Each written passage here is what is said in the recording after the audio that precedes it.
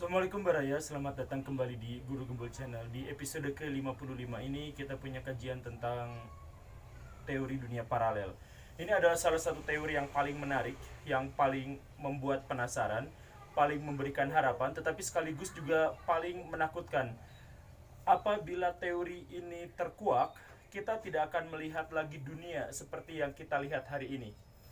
Kita mungkin akan mengetahui bagaimana sesungguhnya dejavu, kita mungkin mengetahui bagaimana sesungguhnya hantu, kita mungkin tahu bagaimana sesungguhnya reinkarnasi.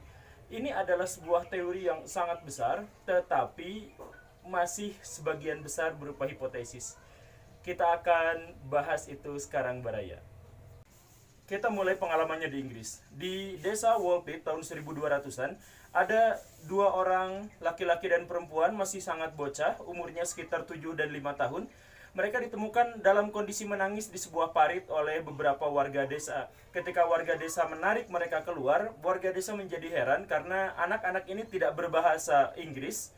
Bahasa mereka asing sekali, mereka berpakaian juga aneh sekali, asing sekali, dan mereka berwarna hijau. Dua-duanya berwarna hijau. Mereka dibawa masuk ke rumah, dan yang lebih menyesakannya lagi adalah mereka juga tidak bisa makan makanan apapun. Berhari-hari mereka tidak bisa makan makanan apapun, sampai salah satu yang paling kecil, yang laki-laki itu meninggal dunia karena kelaparan. Sedangkan yang satu lagi, yang lebih dewasa, yang lebih besar, berhasil selamat karena akhirnya warga desa menemukan bahwa mereka makan kacang polong, hanya kacang polong saja. Lama-lama anak yang lebih besar ini dibaptis. Pengakuannya adalah ketika dia sudah bisa berbahasa Inggris, dia mengaku bahwa dia bukan berasal dari Inggris, bukan berasal dari Woolpit, tetapi berasal dari sebuah desa yang bernama Saint Martin. Anehnya, menurut pengakuan Agnes, dia dan adiknya selama ini hidup di desa itu tanpa sekalipun pernah melihat matahari. Dunianya gelap, dunianya remang-remang. Tidak pernah ada cahaya sekuat seperti di sini, kata dia. Dia kemudian menceritakan bahwa suatu kali dia dan adiknya disuruh mengembalakan kambing oleh ayahnya.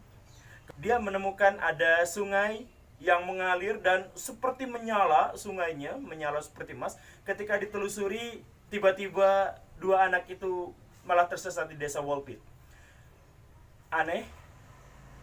Catatan tentang desa Woolpit dengan dua anak hijau ini akurat, valid, bisa ditelusuri, bisa dikritik. Yang jadi masalah adalah sebenarnya siapakah mereka. Banyak spekulasi-spekulasi, banyak pendapat-pendapat, dan tidak harus menyebutkan itu berasal dari dunia lain.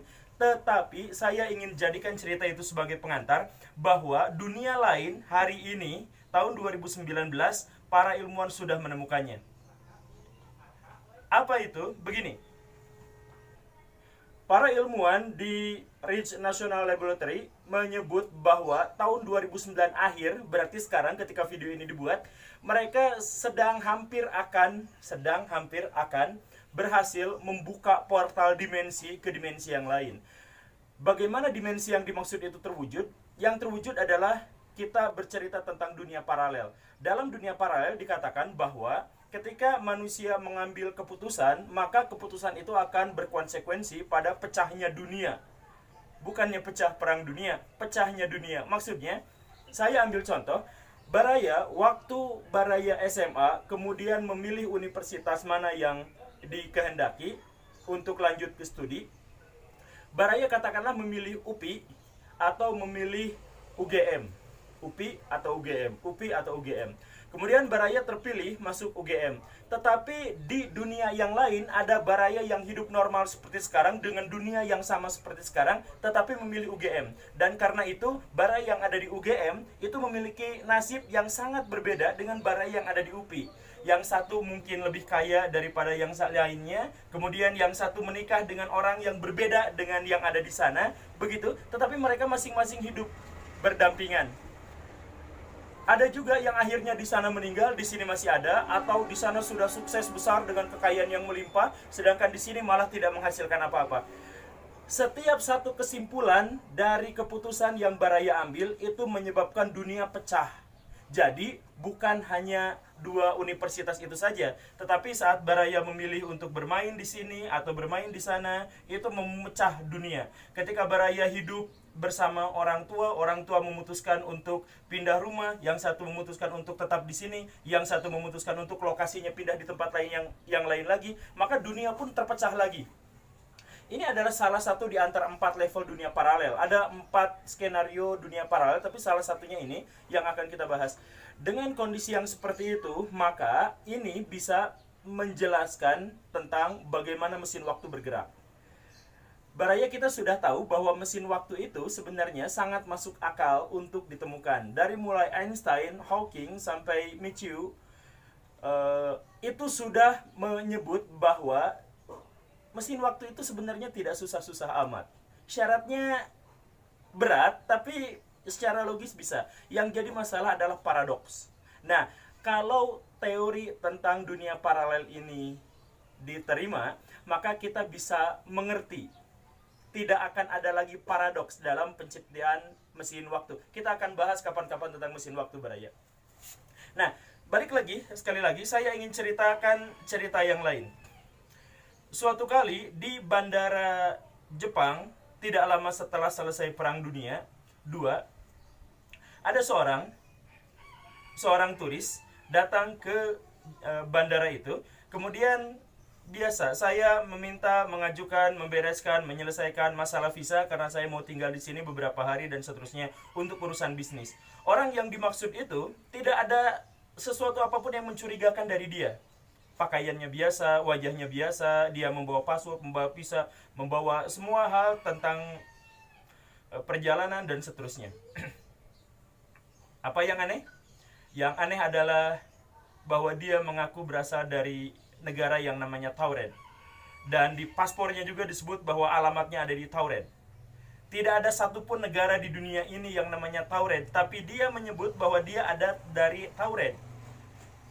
Dia marah-marah di kantor bandara. Saya minta ini, saya dari Tauren, saya berkali-kali datang ke Jepang, saya sudah tidak sekali ini berbisnis di Jepang. Mereka berdebat dan perdebatan selesai setelah ditunjukkan sebuah peta dunia saat ini bahwa memang tidak ada satupun negara yang namanya Tauren. Dan dia marah karena ternyata negara Tauren yang dia bilang sekarang namanya adalah Andorra. Dia marah-marah lagi karena Tauren adalah sebuah negara yang sudah 1000 tahun lalu berdirinya dan sudah ada. Ini paspor saya bolak-balik datang ke sini.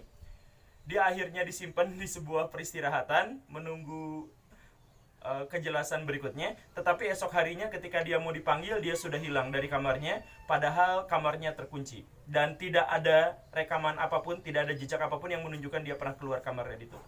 Cerita ini hanya didapatkan dari satu media saja, jadi ada kemungkinan cerita ini hoax karena berasal dari sumber yang hanya tunggal, tidak ada yang lain. Tetapi kalaupun ini benar, ini mungkin menjadi salah satu penjelasan bahwa teori dunia paralel itu ada.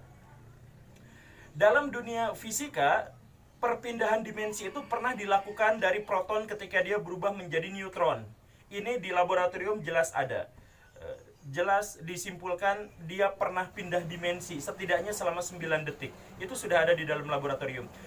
Kalau di dunia nyata kita tidak pernah tahu, tetapi para ilmuwan sekarang akhir tahun 2019 ini rencananya akan membongkar, akan membuka sebuah gerbang yang mungkin akan mengarahkan kita pada pengetahuan lanjutan bahwa di dunia lain, di dimensi lain, kita ini ada, berhimpitan dengan dimensi-dimensi yang lain.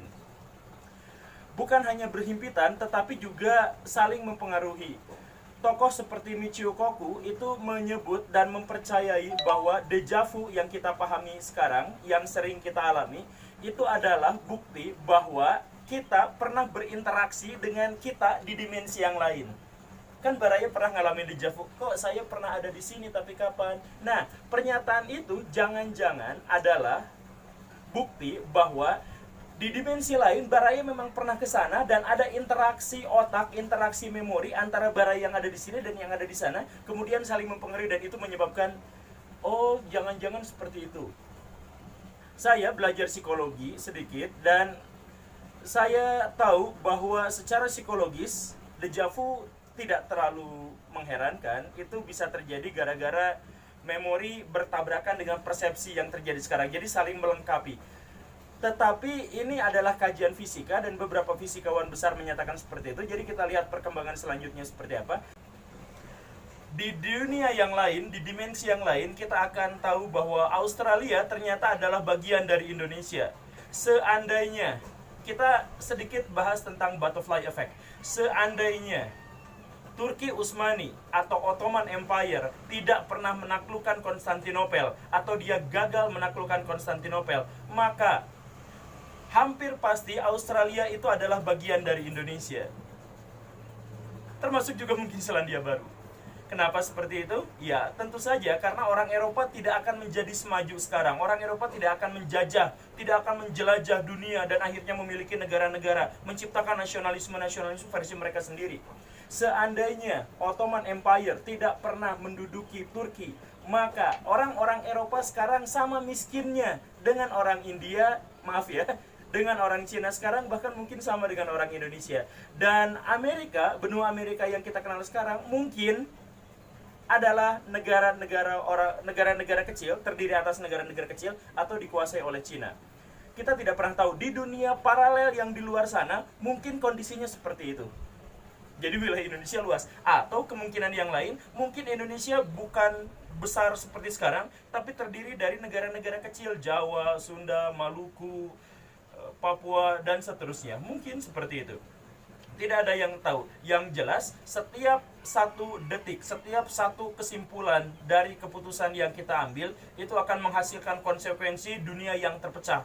Maka kita sekarang sedang berhimpitan. Ini satu teori di antara 4 teori paralel ya. Satu di antara 4 level teori paralel. Maka kita sekarang sedang berhimpitan dengan dimensi-dimensi yang lain. Semakin banyak, semakin saling tumpang tindih, dan mungkin ada kebocoran-kebocoran sehingga kita bisa membongkar gerbang dimensi untuk sampai ke dimensi yang lain. Silahkan berhayal tentang hal itu. Silahkan berimajinasi tentang betapa berbedanya dunia dari setiap kesimpulan dari keputusan yang kita ambil. Tetapi imajinasi itu setidaknya hari ini bisa dibuktikan secara saintis. Oke, baraya itu saja pemaparannya. Semoga kita bisa melihat misteri-misteri besar di dunia yang lebih besar lagi. Saya Guru Gembul. Silakan tonton episode saya yang lain. Assalamualaikum warahmatullahi wabarakatuh.